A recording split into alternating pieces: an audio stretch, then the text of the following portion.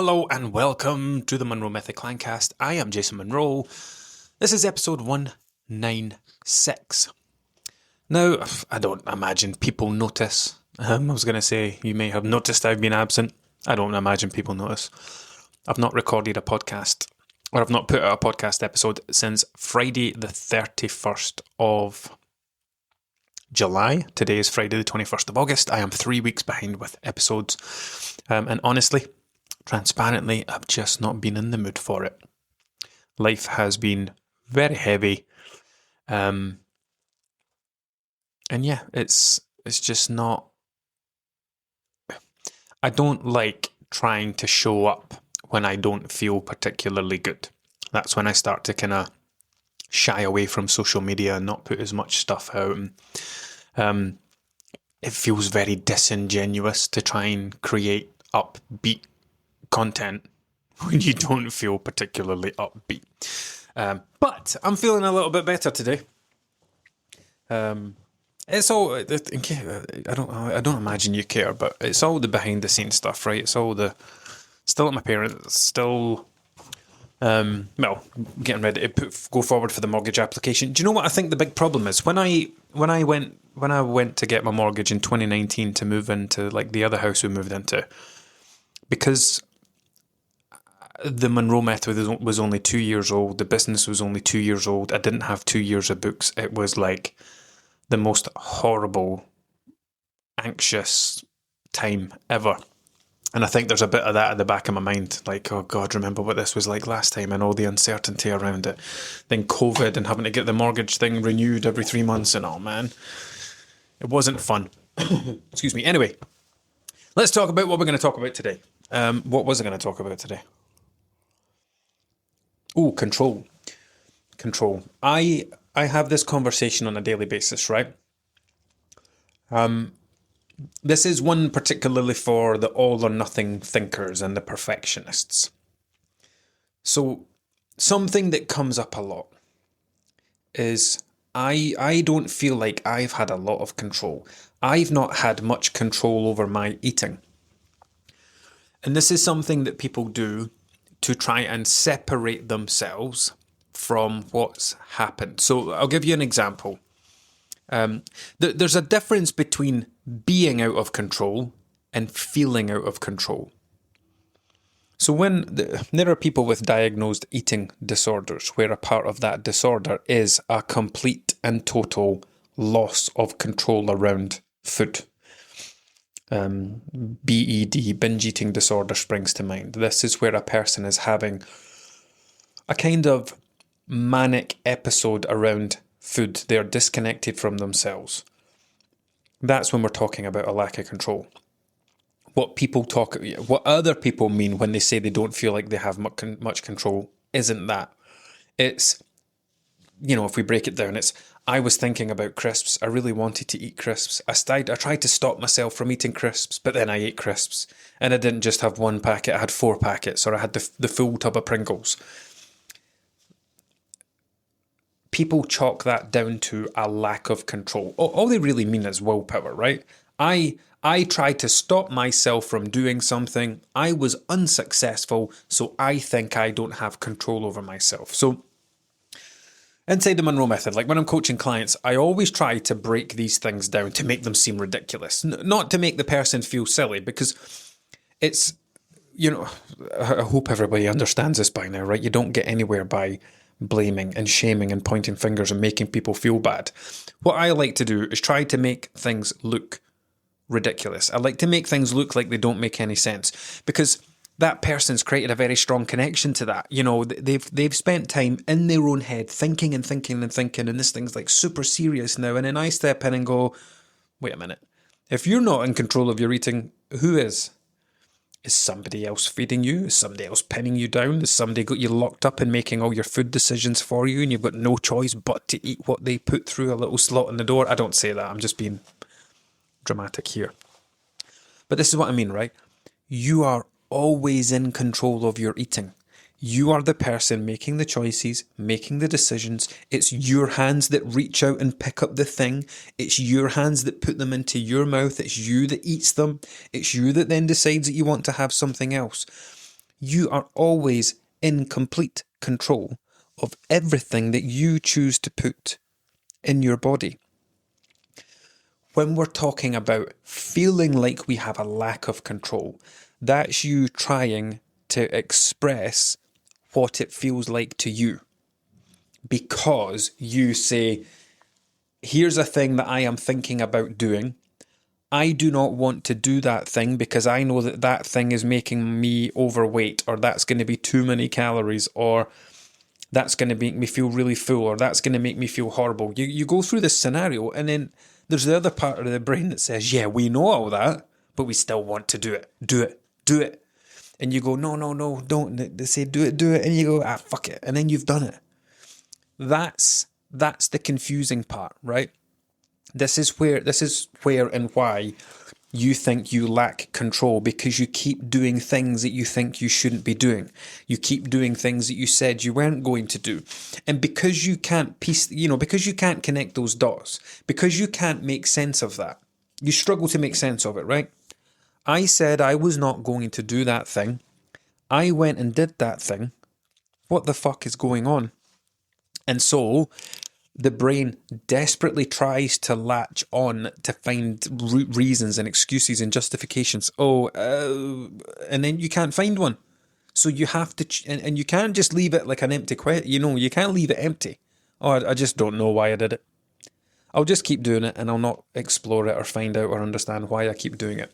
You have to settle on something. And this is where people say, this is where we chalk it down to a lack of control. But you're not lacking control. It's just I don't mean excuse in a super bad way, right? And there are nice ways to use the word as excuse. It's the excuse that you're landing on. You're trying to find a reason for it, and you're excusing it by saying, do you know what? It was just that thing I do when I lose control. So let's start from there. You are and always will be in control of everything that you eat. You are just as in control of the bran flakes and banana that you had for breakfast as you are of the family sharing size bar of chocolate that you had at night. The difference between the two is the stories that you tell yourself around them. Nobody's losing control around fruit. Nobody's losing control around vegetables. Why? Because nobody's trying to stop themselves from eating those things. What are the foods that we lose control around? Chocolate, crisps, sweets, takeaways, buffets. It's never, oh God, I don't know what happened. I just went to the fridge to get one apple and I ate all 6 of them. I tried to stop myself. And again, the reason I'm making it sound so daft like that is because the reason we act like this is because of the stories we tell ourselves about these foods, plus the way that we try to control them. You are literally trying to over control the food to the point where you feel like you lack control. So what I mean by that is you're trying to restrict so heavily. You don't have any problems with any other food, but then it's chocolate. So you have, if I said to you, right, tell me about all the rules that you've got around apples, you'd be like, what? What do you mean rules? Well, how do you control apples in your diet? And you would say, I don't. How do you control cucumber in your diet? I don't. How do you control chocolate in your diet? Well, what I do is I only buy this much, and I only buy the small packets, and I only allow myself to have it at this time of night, or I only allow myself to have it at the weekend, and I have to put it in this particular cupboard. Do you see what I mean? Or I won't buy it at all. I don't keep it in the house. I only buy chocolate when I'm out. The rules and rules and rules that you've slapped on this food to try and control it are the reason that it backfires like this. So, and this is me just kind of spitballing here because it's coming out as I go along, but if anything, we could say that the lack of control that you feel around particular foods is due to the excessive control that you try to apply to these foods. That's a good one.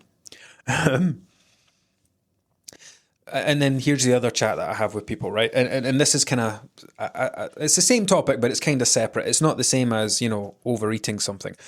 But it's the summer. I've got lots of people who are going on holidays, lots of people who are visiting family and friends, lots of people who are staying with other people, staying in hotels, staying in restaurants, etc. So they'll say, oh, I've been away and I've not had much control over my food. Control is not something that you do or do not have. Okay, so it's not like, okay, today I'm at home, I can control my food. Today I'm not at home, I can't control my food, right? That's not how it works. Think of control like an onion. An onion has many layers. So let's say you are at home. What do you have control of, right? And there's so much stuff. You have control of the shopping list you write, the supermarket you go to, the things that you buy, the things that you bring home, the things that you fill your cupboards and fridge and freezer with. You have control over the meal plan, over what you're going to choose to eat that week. You have control over the meals that you decide to have, the ingredients that you use, the way that you cook them, the size of portions that you put on your plate, how many servings you have, how many courses you have. And then you have, when you sit down to eat the meal, you have control over where you eat it. Do you eat it in front of the TV? Do you eat it at a table undistractedly? What do you prioritize on the plate? Do you eat all the chips or all the potatoes first so that you're stuffed and you can't eat any of your protein or vegetables? What order do you eat it in? When do you stop eating? Do you stop eating when you start to feel full? Do you go back for more? Look at all that stuff that you have control over. So much. Now let's imagine you're staying with friends. Now, of those things that I listed, a lot of that gets taken away. You're not doing the shopping list, the supermarket, the meal planning, the cooking, how it's cooked, the portion sizes. You lose a lot of that. But it doesn't change the fact that you still have control in other areas. Maybe you don't have control of the portion size. Maybe it's put down in front of you. Maybe you do get asked how much you want. It's irrelevant. You then have control over, okay, there is a plate of food in front of me. What do I know about this plate of food? What do I know about nutrition so that I can make the best of this meal?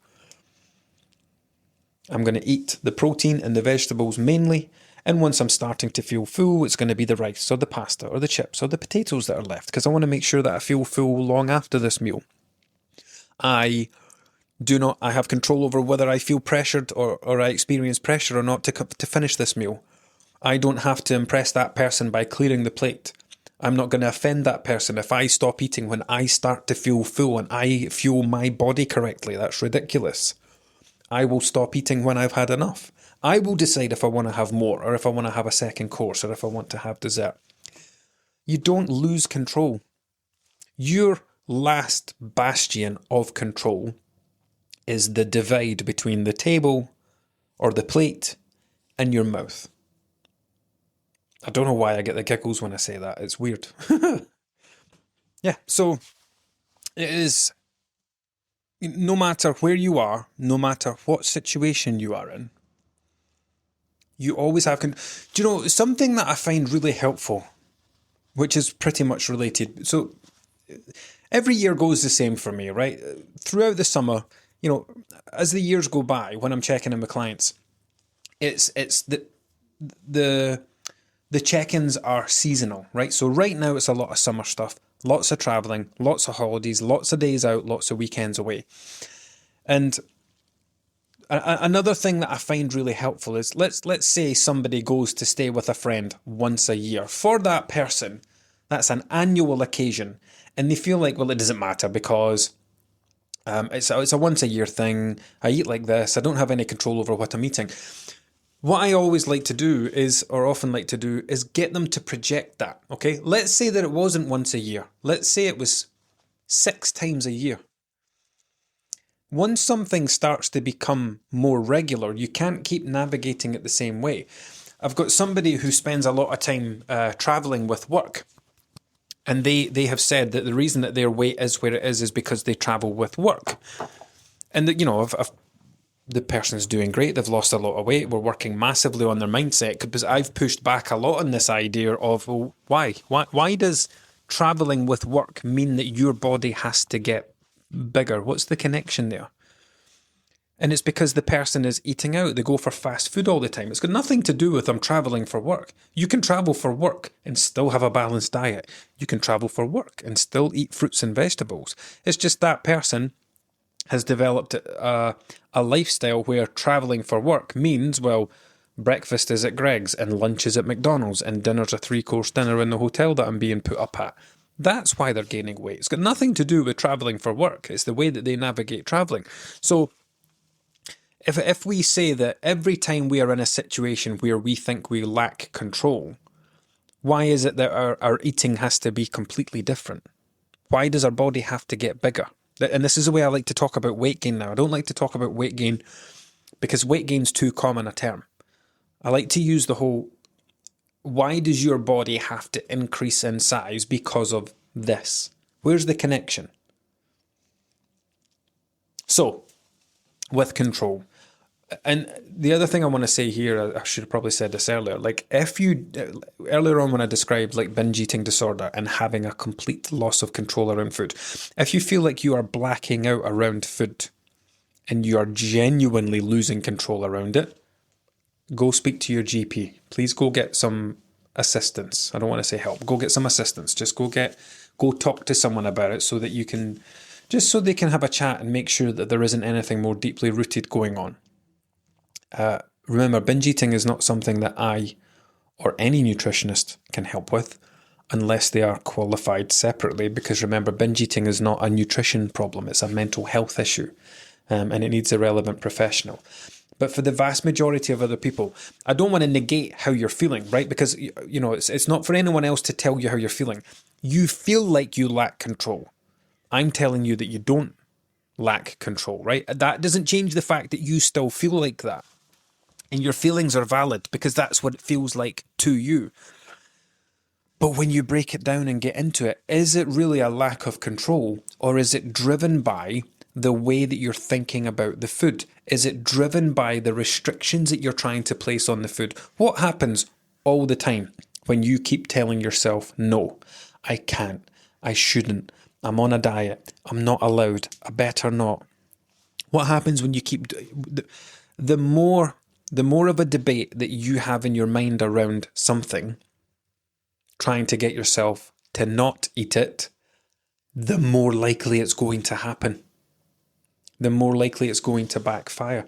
And then this just comes back to why working on your relationship with food and your lifestyle is the most important thing when it comes to weight loss. Anybody can go on a diet and lose weight for a little while, but if you do not work on the underlying reasons why you have weight to lose in the first place, that weight is going to come back. It's not going to stay lost for very long.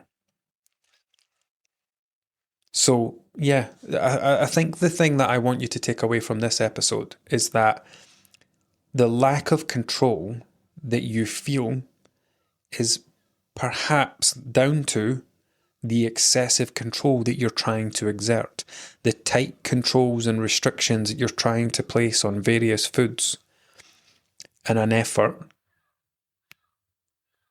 to manage the way that you eat them. And it backfires almost every time. So yeah, it is completely valid that it feels like you have a lack of control, but take the time to think about it. And I think it's important as well to make the connection between the choice, you know, nobody else is eating the thing for you. Nobody else is making you eat it. You know, ultimately, you're still making that decision. Eventually, it's coming at the end of an argument in your own head, but you're eventually saying, fuck it, I'll just do it. That's still a choice. That's still a decision. That's still control.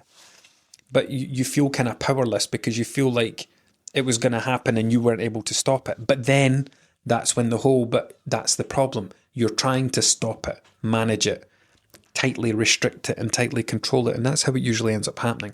And this is where we have to come up with this, well, God, I don't know why this keeps happening, so I'm just going to chalk it down to the control thing.